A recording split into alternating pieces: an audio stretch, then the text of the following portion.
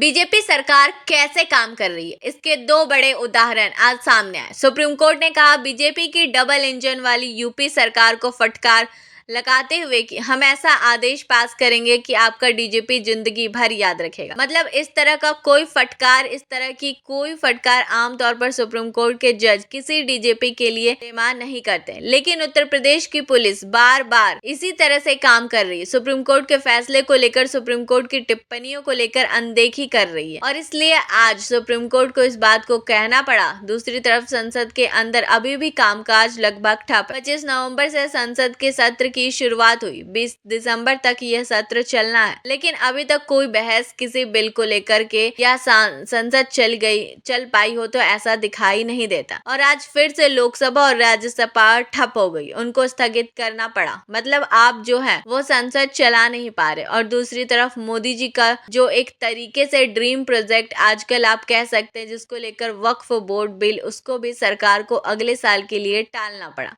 अगले साल जो है वो वक्फ बोर्ड बिल आएगा और सरकार की इसके पीछे क्या मंशा हो सकती है, जरा उस पर भी बात करेंगे। लेकिन पहले शुरुआत करते हैं सुप्रीम कोर्ट से। सुप्रीम कोर्ट की टिप आप देखिए, सुप्रीम कोर्ट पनी अपने आप में बीजेपी की सरकार को लेकर के समझी जा सकती कि बीजेपी की सरकार का रवैया क्या है और आखिरकार सुप्रीम कोर्ट को ऐसा क्यों कहना पड़ा। यूपी पुलिस एक खतरनाक एरिया में घुस रही है। अपने डीजीपी को बता देना कि कोर्ट ऐसा कठोर आदेश पास करेगा कि वह जिंदगी भर याद रखेंगे। क्यों आखिरकार उत्तर प्रदेश की पुलिस को, उत्तर प्रदेश के डीजीपी को, सुप्रीम कोर्ट को यह कहना पड़ रहा है कि बड़े कठोर शब्द है यह। और डीजीपी मतलब एक तरीके से उत्तर प्रदेश पुलिस का सर्वोच्च पद, वहां पर उस पद पर बैठे हुए मुखिया के लिए सुप्रीम कोर्ट को यह कहना पड़ रहा है कि अपने डीजीपी को बता देना। सुप्रीम कोर्ट ने यूपी पुलिस के वकील से कहा। जस्टिस सूर्यकांत और जस्टिस उज्जवल भुआ की बेंच ने एक मामले में ऐसा कहा। दरअसल यह फर्रुखाबाद में गैंगस्टर अनुराग दुबे की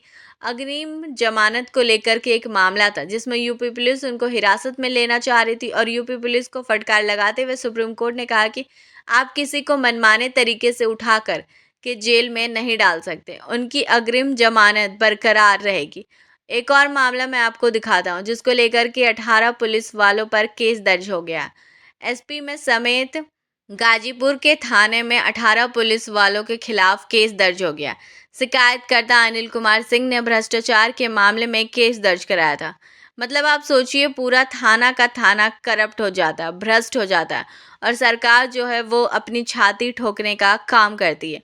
हमने गुंडागर्दी खत्म कर दी, हमने भ्रष्टाचार खत्म कर दिया। दरअसल ये अपने लोगों का गुंडागर्दी और अपने लोगों का भ्रष्टाचार चल रहा है और इस पर ना मीडिया बात करता है और ना ही कोई।